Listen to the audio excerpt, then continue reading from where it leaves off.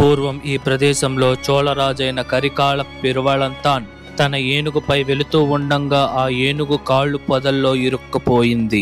ఆ రాజు తన కత్తితో పొదలను నరుకుతూ ఉండంగా ఆ ప్రదేశం నుండి రక్తం కారుతుంది. ఇంతకి ఏం జరిగింది అని చూడగా స్వయంభుగా వెలసి ఉన్న శివలింగం నుండి రక్తం కారుతుంది. ఇది చూసిన ఆ రాజు కత్తితో తన చేతిని నరుక్కుంటారు. పూర్వం ఈ ప్రదేశంలో అగస్త్య మహర్షికి మరియు పులస్త్యాన్ మహర్షికి పరమేశ్వరుడు కళ్యాణ కోలంలో దర్శనమిచ్చారు. ఈ గ్రామంలోనే 12 మంది ఆళ్వార్లలో 4వ వారైన తిరుమలిసై ఆళ్వార్ జన్మించారు. ఈ ఆలయంలో శ్రీ మహావిష్ణువు వారికి నేరుగా నంది విగ్రహం ఉంటుంది.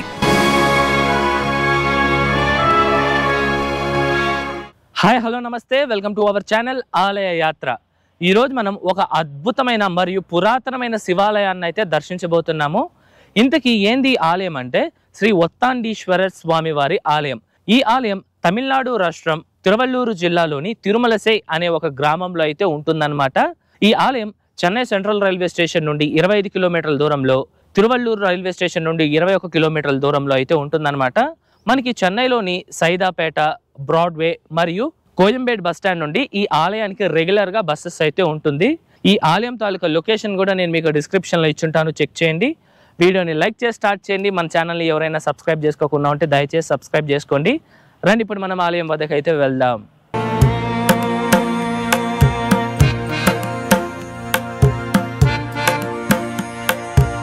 ముందుగా ఈ ఆలయం యొక్క టైమింగ్స్ విషయానికి వస్తే, ఈ ఆలయం ప్రతిరోజు ఉదయం 6 నుండి 11:30 వరకు, తిరిగి సాయంత్రం 4:30 నుండి రాత్రి 9 గంటల వరకు భక్తులకి అందుబాటులో ఉంటుంది. ఇప్పుడు రండి మనం ఆలయం లోపలికి వెళ్ళి పూర్తి స్థల పురాణం తెలుసుకుందాం.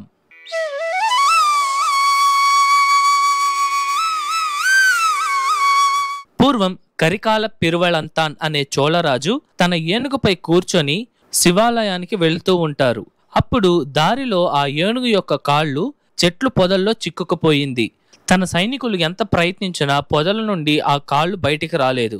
దాంతో ఆ రాజే స్వయంగా తన కత్తిని తీసుకొని చెట్లు పొదల్లో నరుకుతూ ఉండంగా అందరూ ఆశ్చర్యపోయేలా రాజు కత్తి తగిలిన ప్రాంతం నుండి రక్తం కారడం మొదలయ్యింది. అప్పుడు అందరూ కంగారుతో అసలేం జరిగింది అని చూడగా అక్కడ ఉన్న ఒక స్వయంభూ శివలింగం నుండి రక్తం కారుతూ ఉంటుంది.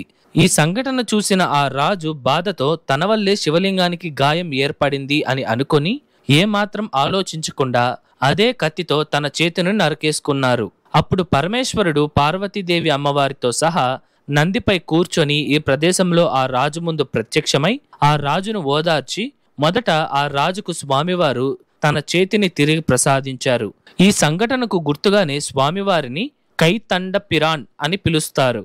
ఈ పదం యొక్క అర్థం ఏమిటంటే చేతులను ఇచ్చిన దేవుడు అని అర్థం.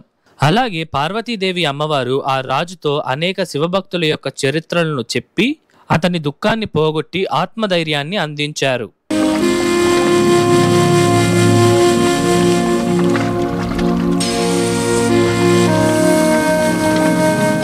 ఈ ఆలయంలోని మరొక స్థల పురాణం ప్రకారం పూర్వం కైలాసంలో శివపార్వతుల వివాహానికి అనేక దేవీ దేవతలు, ఋషులు, మహర్షులు వస్తారు.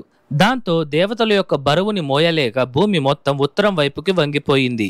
దీని కారణంగా భూమి తన సమాంతరం కోల్పోయింది. అప్పుడు పరమేశ్వరుడు అగస్త్య మహర్షిని పిలిపించి నువ్వు దక్షిణ ప్రాంతానికి వెళ్లి భూమిని సమాంతరం చేయి అని ఆదేశించారు. ఇక శివుని ఆదేశం మేరకు దక్షిణం వైపున వచ్చి భూమిని తిరిగి యథాస్థితికి తీసుకొని వచ్చారు. కానీ అగస్త్య మహర్షికి కైలాసంలో జరిగిన శివపార్వతుల వివాహం చూడలేదని బాధపడి పరమేశ్వరుణ్ణి ప్రార్థించగా స్వామివారు మరియు అమ్మవారు వివాహ దంపతులుగా అనగా కళ్యాణ కోలంలో అగస్త్య మహర్షికి దర్శనమిచ్చారు. అదే సమయంలో అగస్త్య మహర్షి స్వామివారితో నేను ఏ ప్రాంతంలో అయినా మిమ్మల్ని కళ్యాణ కోలంలో దర్శించాలి అని పూజిస్తే ఆ ప్రదేశంలో మీరు నాకు దర్శనం ఇవ్వాలి అని వరం కోరగా సరే అని స్వామివారు కూడా ఆ వరాన్ని ప్రసాదిస్తారు. ఈ సంఘటన తరువాత అగస్త్య మహర్షి తన దక్షిణ భారతదేశంలోని తీర్థయాత్రల భాగంగా చెన్నైకి సమీపంలో ఉన్న తిరువేర్కాడు అనే ప్రాంతంలో పరమేశ్వరుణ్ణి పూజించారు. అప్పుడు స్వామివారు ఆయనకి వరమిచ్చినట్లుగానే కళ్యాణ కోలంలో అమ్మవారితో సహా వచ్చి అగస్త్య మహర్షికి దర్శనమిచ్చారు. ఈ ఘటనను అగస్త్య మహర్షి యొక్క శిష్యులు గమనించారు. ఇక తిరువేర్కాడు నుండి నడుచుకుంటూ ఈ ప్రదేశం వద్దకు వస్తూ ఉండంగా ఇక్కడ ఉన్న ఒక చెట్టు కింద విశ్రాంతి తీసుకుంటూ ఉంటారు. అప్పుడు అగస్త్య మహర్షి శిష్యుల్లో ఒకరైన పులస్త్యార్ మహర్షి అగస్త్య మహర్షి వద్దకు వచ్చి, మీరు ఇక్కడ పరమేశ్వరుణ్ణి పూజించండి, మీలాగే మేము కూడా స్వామివారిని కళ్యాణ కోలంలో దర్శించుకుంటాము అని కోరగా, సరే అని తన శిష్యుల కోరిక మేరకు ఈ ప్రదేశంలో పరమేశ్వరుని పూజించగా, స్వామివారు అగస్త్య మహర్షికి ఆయన శిష్యులైన పులస్త్యార్ మహర్షితో పాటు అనేక శిష్యులకు పార్వతీదేవి అమ్మవారితో సహా కళ్యాణ కోలంలో దర్శనమిచ్చారు. స్వామివారి దయకు ముక్తుడైన అగస్త్య మహర్షి స్వామివారితో, మీరు ఇక్కడే అమ్మవారితో సహా కళ్యాణ కోలంలో కొలువు తీరండి అని కోరగా, స్వామివారు కూడా ఇక్కడే ఉన్న స్వయంభూ శివలింగం వెనకాల కొలువు తీరారు.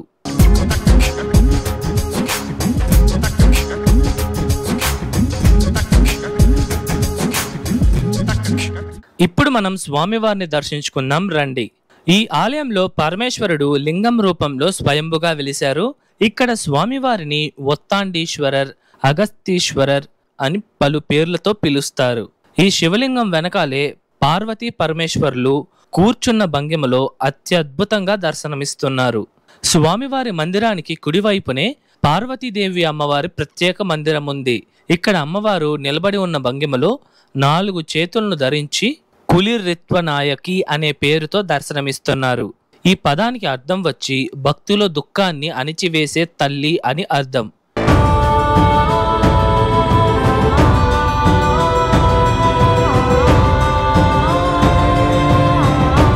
ఈ గ్రామంలోనే 12 మంది ఆళ్వార్లలో 4వ వారైన తిరుమలిసై ఆళ్వార్ జన్మించారు.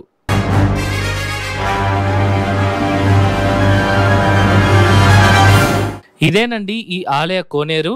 దీనిని కళ్యాణ తీర్థం అని పిలుస్తారు. ఈ తీర్థం చాలా పెద్దదిగా మరియు అందంగా ఉంటుంది. నేను తమిళనాడులో చూసిన అనేక కోనేర్లలో కొన్ని కోనేర్లు మాత్రమే క్లీన్గా నీట్గా ఉంటుంది. అందులో ఈ కోనేరు కూడా ఒక్కటి.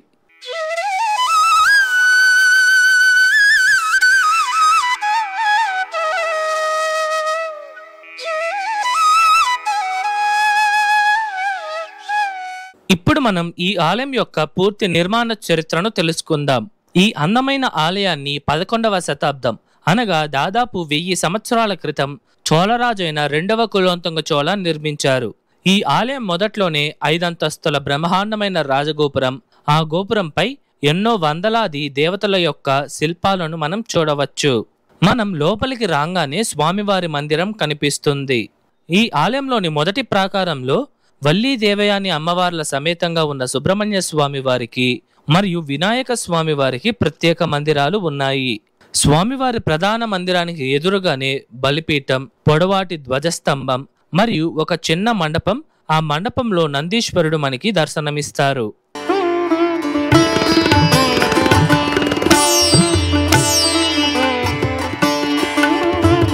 ఈ ఆలయ విమానం చూడడానికి ఏనుగు యొక్క వెనక భాగం వలె ఉంటుంది కనుక దీనిని గజభృష్ట విమానం అని పిలుస్తారు. ఇక్కడ నుండి లోపలికి రాగానే ముఖమండపం, అర్ధమండపం మరియు ప్రధాన గర్భాలయం వస్తుంది. ఈ ఆలయంలో ఒక అద్భుతమైన విషయం ఏమిటంటే, స్వామివారి గర్భాలయానికి వెనక పక్క శ్రీ మహావిష్ణువు వారు శంఖచక్రాలను ధరించి నిలబడి ఉన్న భంగిమలో ఉండగా, విష్ణుమూర్తికి నేరుగా నందీశ్వరుడి యొక్క విగ్రహం ఉంటుంది. ఇలాంటి ఒక దృశ్యాన్ని నేను ఇప్పటి వరకు ఏ ఆలయంలో చూడలేదు.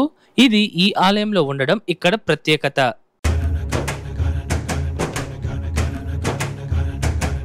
ఈ ఆలయాన్ని 16వ శతాబ్దంలో విజయనగర రాజులు ఎంతగానో అభివృద్ధి చేశారు. అలాగే ఈ ఆలయం గోడలపై చోళ మరియు విజయనగర రాజుల యొక్క శాసనాలు కూడా ఉన్నాయి. ఈ ఆలయంలో శివరాత్రి, మాస శివరాత్రి, ప్రదోషం, పౌర్ణమి, అమావాస్య రోజులలో పూజలను అద్భుతంగా జరుపుతారు. అలాగే ప్రతి సంవత్సరం మార్చి, ఏప్రిల్ నెలల్లో 10 రోజుల పాటు బ్రహ్మోత్సవాలు అంగరంగ వైభవంగా నిర్వహిస్తారు.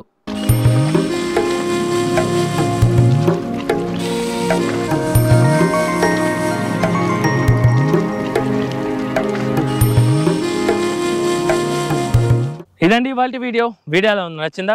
ఐ హోప్ ఈ ఆలయం తాలూకు పూర్తి చరిత్ర మీకు అర్థమయ్యేలా చెప్పాను అనుకుంటున్నాను. మీకు ఎటువంటి డౌట్స్ వచ్చినా సరే మర్చిపోకుండా కమెంట్స్లో తెలియజేయండి, నేను మీకు పక్కా రిప్లై ఇస్తాను. అలాగే ఈ వీడియోకి ముందు మన ఛానల్లో ఇదే తిరుమలసై అనే గ్రామంలో ఉన్న శ్రీ జగన్నాథ పెరుమాళ్ వారి ఆలయాన్ని, వేలూరు జిల్లాలో ఉన్న ఉత్తిర రంగనాథ స్వామి వారి ఆలయం మరియు మార్గబంధీశ్వర స్వామి వారి ఆలయాన్ని కూడా మనం దర్శించడం జరిగింది. ఈ 3 ఆలయాల తాలూకా లింక్స్ నేను మీకు డిస్క్రిప్షన్లో ఇచ్చుంటాను, చెక్ చేయండి. ఈ వీడియో ఎలా ఉంది, నచ్చిందా? నచ్చితే లైక్ చేయండి, మీ ఫ్రెండ్స్ అండ్ ఫ్యామిలీస్కి షేర్ చేయండి, అండ్ దయచేసి మన ఛానల్ని సబ్స్క్రైబ్ చేసుకోండి. మరొక అద్భుతమైన ఆలయం వీడియోతో మీ ముందరకు వస్తా. అంతవరకు మీ శివవరప్రసాద్ సైనింగ్ ఆఫ్.